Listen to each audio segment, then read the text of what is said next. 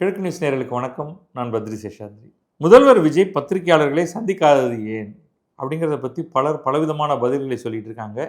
இன்றைய எடிஷன் வந்து செங்கோட்டையன் எடிஷன். இந்து தமிழ் திசையில் அவர் பத்திரிகையாளர் சந்திப்பில் பேசிய சிலவற்றையெல்லாம் எடுத்து போட்டிருக்காங்க. அதில் ரொம்ப முக்கியமாக அவர் ஒரு பதில் சொல்லியிருக்காரு. பல விஷயங்களை பற்றி பேசும்பொழுது முதல்வர் விஜய் பத்திரிகையாளர்களை ஏன் சந்திக்கவில்லை அப்படின்னு அதற்காக ஒரு பொழிப்புரை ஒன்று கொடுத்துருக்காரு. அது வந்து முதல்ல பேசிடுவோம். முதல்வர் விஜய் செயல்பாடுகளையே முக்கியமாக நினைக்கிறார். சொன்னதை செய்கிறோமா, மக்கள் அதில் மகிழ்ச்சி அடைகிறார்களா என்பதையே முதல்வர் பார்க்கிறார். பத்திரிகையாளர்களை சந்தித்து அவர்கள் கேட்கும் கேள்விகளுக்கு பதில் சொல்வதை காட்டிலும் செயல் வடிவத்திலேயே அவருடைய திட்டங்கள் நிறைவேற்றப்பட்டு வருகின்றன.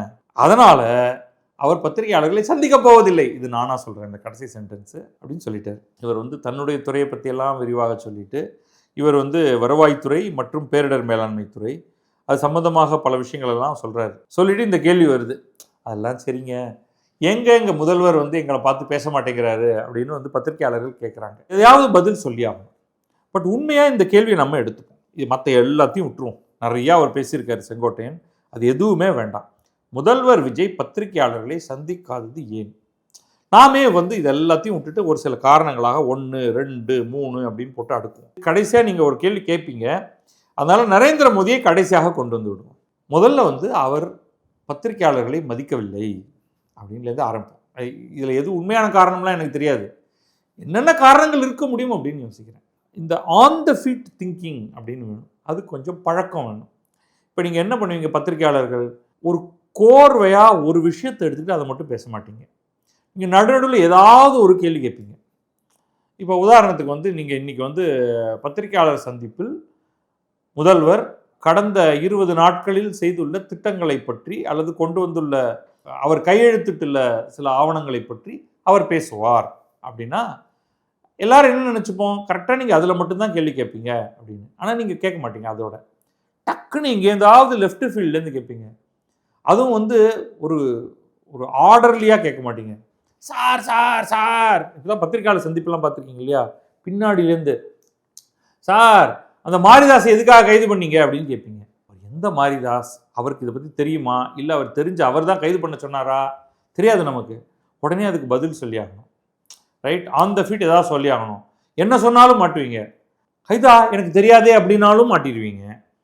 அவர் கட்டாயமாக கைது செய்யப்பட வேண்டியவர் அப்படின்னு சொன்னாலும் மாட்டிடுவீங்க. அதுக்கு ஏதாவது அடுத்து ஃபாலோ அப் கேள்வி கேட்பாங்க. இது வந்து சட்டம் தன் கடமையை செய்யும், இந்த மாதிரியான சில கிளீஷேன்னு சொல்லுவாங்க, தேய் வழக்கு. என்னங்க, அவர் மீது யாரோ புகார் கொடுத்திருக்கிறார், இப்பொழுது காவல்துறை என்பது தன்னுடைய கடமையை செய்ய வேண்டும் அல்லவா, சட்டம் அதற்கடுத்து தன் கடமையை செய்யும். சட்டம் நேற்றுக்கே கடமையை செஞ்சிருச்சு, அவரை வந்து ரிமாண்டே பண்ண மாட்டேன் அப்படின்னு சொல்லிட்டாங்க. ஸோ இதெல்லாம் வந்து நீங்கள் வந்து you have to be on the feet. இல்லை இந்த மாதிரி வந்து இந்த மின் வெட்டு பற்றி இருக்கு இல்லையா, அதை பற்றி நீங்கள் ஒரு கேள்வி கேட்பீங்க. எல்லா மாநிலத்தில் இருக்கிற எல்லா துறையும் அவர் கீழே வரும் தான், அதுக்காக அவர் எல்லாத்தையும் ஞாபகம் வச்சுக்க முடியுமா? அப்போ பக்கத்தில் யூஸ்வலி யாராவது ஒருத்தர் பக்கத்தில் வச்சுக்கணும். அப்புறம் குனிஞ்சு அவர்கிட்ட இப்படி பேசணும். அவர்கிட்ட பேசி, இப்போ என்னவோ மின் வெட்டுங்கிறாங்களே, எங்கப்பா மின் வெட்டு இன்னொன்னே, ஓ அங்கே மின் வெட்டு. அந்த மின்வெட்டின் ஈஸியான மெத்தட் இருக்குது, ப்ரீவியஸ் ஆட்சியாளருக்கு மேலே குண்டை தூக்கி போட்டுருது. முந்தைய ஆட்சி சரியான முறையில் நடக்காத காரணத்தினால் மின்வாரியத்திற்கு அவர்கள் தரமற்ற பொருட்களை வாங்கியிருப்பதனால் மின்வெட்டு என்பது தவிர்க்க முடியாததாக ஆகிவிடுகிறது. இதையாவது கோர்வையாக சொல்லணும் இல்லையா?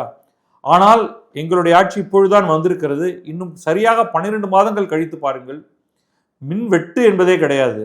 இதெல்லாம் சேலஞ்ச் உங்களுக்கு. அப்போ சமயோஜிதமாக பதில் சொல்லணும், தகவல்கள் எல்லாத்தையும் விரல் நுனியில் வைத்திருக்கணும், சரளமாக பேசணும். திடீர்னு அப்போ வந்து கரெக்டாக அங்கே வந்து ஒரு டைம்ஸ் ஆஃப் இந்தியா ரிப்போர்ட்டர் இருப்பார், அவர் இங்கிலீஷில் ஒரு கேள்வி கேட்பார், நீங்கள் அவருக்கு இங்கிலீஷில் பதில் சொல்லணும். ஏன்னா அவர் வந்து அந்த கோட் அப்படியே எடுத்து போட போகிறாரு.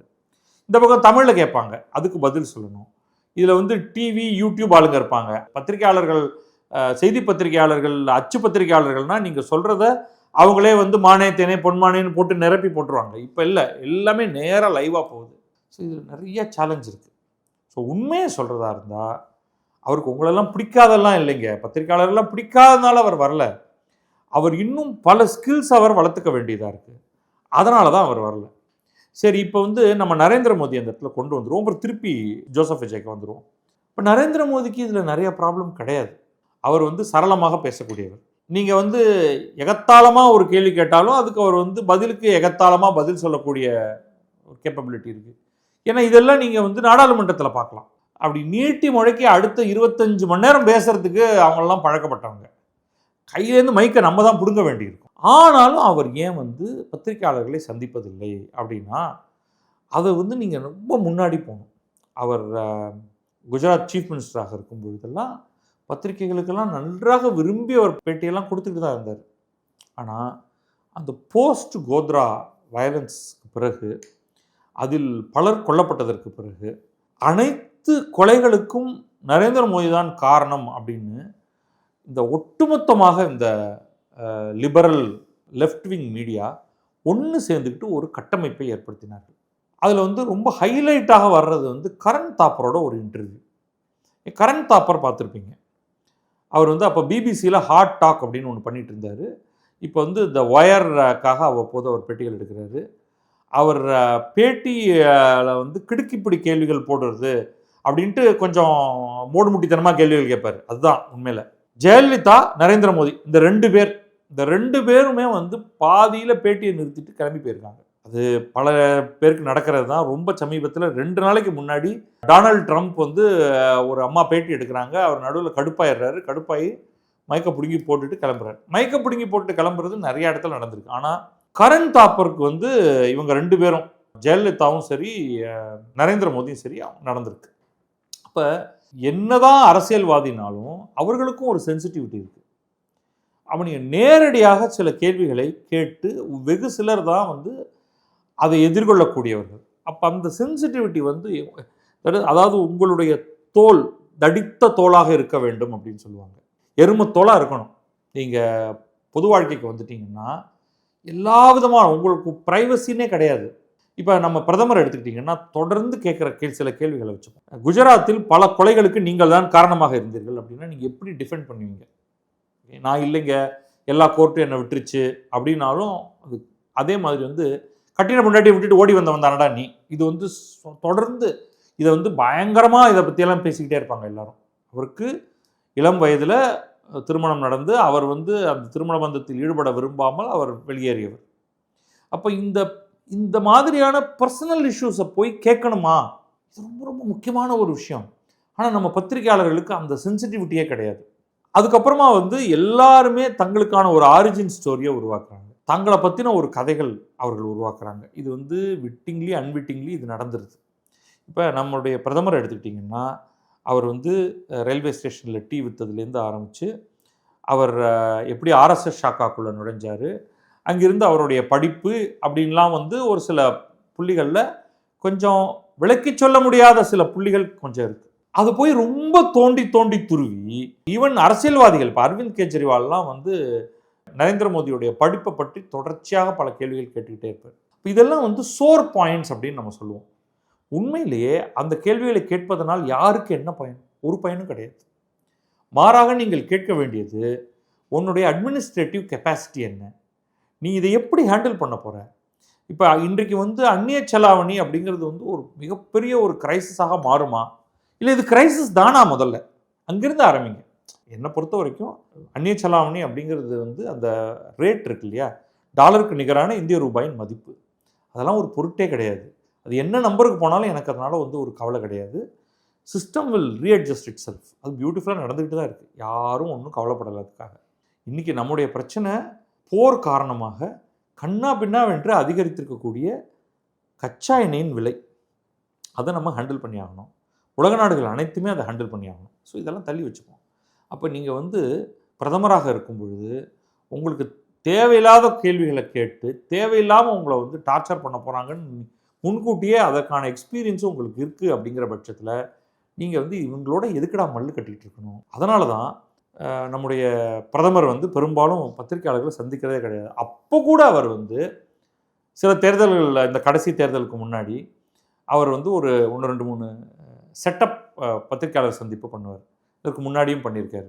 இப்போ ஏஎன்ஐலேருந்து ஒருத்தர் இப்போ முன்னாடியே வந்து what is allowed, what is not அலவுட்னு. இதில் ஒன்றும் புதுமை கிடையாது. ராகுல் காந்தியோடைய இன்டர்வியூஸும் அதே மாதிரி தான். அவர் ஒரு முறை வந்து இந்த மாதிரி முன்ன பின்ன சொல்லாமல் போய் அர்ணப் கோஸ்வாமியோட இன்டர்வியூவில் போய் உட்காந்தாரு. அந்த இன்னொரு ஒரு எக்ஸாம்பிள் ஒன்று சொல்லுவாங்க. ஒரு பெரிய லாரியோடைய ஹெட்லைட்டுக்கு முன்னாடி மாட்டிக்கிட்ட ஒரு விலங்கு போல் அப்படியே திகைச்சு போய் நின்றுடும். அப்படியே ஹெட்லைட்ஸ் அப்படியே ஸ்டேர் பண்ணிவிட்டு அப்படியே ஸ்டன் ஆகிடும். அந்த மாதிரி அர்ணப் கோஸ்வாமி கொஞ்சம் செகண்ட் கட்ட ஆள் தான். அவர் காட்டுத்தனமாக கேள்விகளை போட்டு தாக்க பாவம் ராகுல் காந்தி வந்து அந்த அளவுக்கு ஷார்ப்னு சொல்ல முடியாது, மாட்டிட்டார். அப்போ இந்த மாதிரியான ஆட்கள்லாம் வந்து better to manage the whole setup. நீங்கள் வந்து ஒரு சிம்பத்தட்டிக் ஆளை வச்சு இன்டர்வியூ. நம்ம விஜய் என்ன பண்ணார் தேர்தலுக்கு முன்னாடி? எல்லா ஆங்கில தொலைக்காட்சி ஊடகங்களும் இங்கே வந்துட்டாங்க. இந்தியா டுடேலேருந்து ஆரம்பித்து என்டிடிவிலேருந்து டைம்ஸ் நவுலேருந்து எல்லாருமே. இவர் அசரவே இல்லையே. சார் உங்களுக்கு செம மைலேஜ் கொடுப்போம் ஆகும்னு என்ன வேணாலும் கூட என் கூட நின்று அதிகபட்சமாக ஒரு ஃபோட்டோ எடுத்துக்கலாம். ஸோ அதிகபட்சமாக கிடைச்சது உங்களுக்கு என்னென்னா, ஒரு சில பேர் வந்து நாங்கள் அவரை சந்தித்தோம், மிக நன்றாக பேசினோம், ஆனால் அதை பற்றி எதுவும் இங்கே எழுத முடியாது. இன்னொன்று, நாங்கள்லாம் வந்து உட்காந்துக்கிட்டு ஒரு ஃபோட்டோ எடுத்தோம், எல்லாம் சிரிச்சுக்கிட்டு ஒரு ஃபோட்டோ எடுத்துகிட்டு கிளம்பியாச்சு. வெகு சிலர் தான் நீ என்ன கேள்வி வேணாலும் கேள்வி, ஃபிங்கர் டிப்பில் பதில் வச்சுருக்கேன். இல்லையா, ரொம்ப கஷ்டமான ஒரு கேள்வி கேட்குறியா, அதை டெஃப்டாக ஹேண்டில் பண்ணுறதுக்கு எங்கிட்ட வந்து அதுக்கான கேப்பபிலிட்டி இருக்குது. அதையும் மீறி அவர்களுக்கு கோபம் வரவழைக்கலாம். ஆனால் அந்த கோபம் வரவழைக்கும் பொழுது எவ்வளோ குவிக்காக அவங்க முகம் மாறலாம். டக்குன்னு சுதாரிச்சுக்கிட்டு பிரதர் அப்படின்னு சொல்லிட்டு வேறு ஏதாவது பக்கத்தில் வந்து கேள்வியை நகர்த்தி குறிப்பால் உணர்த்தி இதில் நீ ரொம்ப உழண்டுக்கிட்டே இருந்தேன்னா நான் ஸ்டோன் வால் பண்ணிவிடுவேன். உனக்கு வந்து இது பதிலும் சொல்ல மாட்டேன் பாஸ். நீயே வந்து ஒரு பெரிய கில்லாடினா நான் கில்லாடிக்கும் கில்லாடி. நான் உன்கிட்ட எப்படி வந்து நழுவி வெளியில் வர முடியும் அப்படிங்கிறது எனக்கு தெரியும். அப்படிங்கிற மாதிரியான கேப்பபிலிட்டி கொண்டவர்கள் இருக்கிறார்கள். அது இல்லாதவர்கள் ஒரே வழி இந்த மாதிரியாக சொல்ல வேண்டியதுதான். நாங்கள் செயலில் தான் ஃபோக்கஸ் பண்ண போகிறோம், பேச மாட்டோம், பேசாமல் செயலில் காட்டுவோம் அப்படிங்கிறது. நம்முடைய முதல்வர் ஜோசப் விஜய் இயல்பாக பேசுவாரா இல்லையா அப்படிங்கிறதும் எனக்கு தெரியாது. நான் அவர் பேசி பார்க்கல. இயல்பாக 4 பேரோட உட்காந்து பேசுகிற மாதிரியான வீடியோ எதுவும் நம்ம பார்க்கல. இன்டலெக்சுவலாக அதில் ஏதாவது கண்டென்ட்டோடு பேசுவாரா, இல்லை நீங்கள் சாப்பிட்டீங்களா, நல்லா இருக்கீங்களா, எங்கெல்லாம் போயிட்டு வந்தீங்க, என்னெல்லாம் பார்க்குறீங்க, உங்களுக்கு என்னெல்லாம் விருப்பம் அப்படின்னு கேட்பாரா, நமக்கு தெரியாது. அவர் வந்து ஒரு பாக்ஸ்குள்ளே இருக்கக்கூடிய ஒரு இன்ட்ரெஸ்டிங்கான ஒரு வஸ்து அப்படிங்கிற நிலையில் தான் அவருக்கு இன்றைக்கி இருக்கார். அவர் வந்து ஃப்ளஷ் அண்ட் பிளட்டாக மக்களோட சந்தித்து பேசக்கூடிய மாதிரியான இயல்பான ஒரு வீடியோவை நான் இது வரைக்கும் நான் பார்த்ததில்லை. சினிமா செட்டில் என்ன நடக்குங்கிறது எனக்கு தெரியாது, நான் போனது கிடையாது. அங்கே அவர் வந்து நடிச்சுட்டு அவர் போய் அலூஃபாக உட்காந்துருப்பாரா தெரியாது. இன்றைக்கு அவர் ஒரு ஆட்சியாளராக ஆகியிருக்கிறார். ஆட்சியாளராக இது வரைக்கும் வந்திருக்கிற வீடியோ பிட்ட பாருங்கள், அவர் ஒன்றும் பேசி பார்த்துருக்க முடியாது. அவர் சும்மா அப்படியே வந்து கம்ப்ளீட்டாக வீடியோவில் வந்து ஆடியோவை கட் பண்ணி விட்டுறாங்க. அவர் இப்படியே உட்காந்து தலையாட்டுறாரு, அல்லது கம்முன்னு இறுக்கமாக உட்காந்துட்டு இருக்காரு. ஏன்டா வந்து எனக்கு முன்னாடி உட்காந்து என்னை கழுத்து இருக்கிறீங்க, சீக்கிரமாக கிளம்பி போங்கடா அப்படின்னு அவருடைய மைண்ட் வாய்ஸ் பேசுகிற மாதிரி நான் சொல்கிறேன். அப்படிலாம் அவர் பேசலைங்க, பாவம் எங்க நீங்கள் வேறு அப்படி சொல்லி எல்லோரும் கிளம்பி போனதுக்கப்புறமா தான் அவர் கொஞ்சம் ரிலாக்ஸ் ஆகிற மாதிரி தெரியுது. அப்போ இவர் மனசில் என்ன நினச்சிருக்காரு அப்படிங்கிறது உங்களுக்கு எப்போ தெரிய போகுது? யார் அந்த முதல் எக்ஸ்க்ளூசிவ் பேட்டியை கொண்டு வரப்போகிறார்?